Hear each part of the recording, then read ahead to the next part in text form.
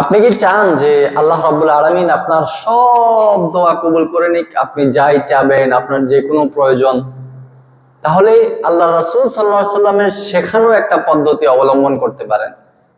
রাসূল কারীম সাল্লাল্লাহু আলাইহি সাল্লাম বলছেন, কোন ব্যক্তি যদি আল্লাহর কাছে এই শব্দগুলি, এই বাক্যগুলি উচ্চারণ করে কিছু চায়, আল্লাহ তাআলা তার সব চাওয়া পূরণ করে নেবেন।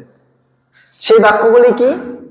হাদিস শরীফে আসছে যে এই শব্দগুলি হচ্ছে, আল্লাহুম্মা ইন্নী আসআলুকা বিআন্নানি আশহাদু আন্নাকা আনতাল্লাহ লা ইলাহা ইল্লা আনত আল আহাদুস সামাদ আল্লাযী লাম ইয়ালিদ ওয়া লাম ইউলাদ ওয়া লাম ইয়াকুল লাহু কুফুয়ান আহাদ।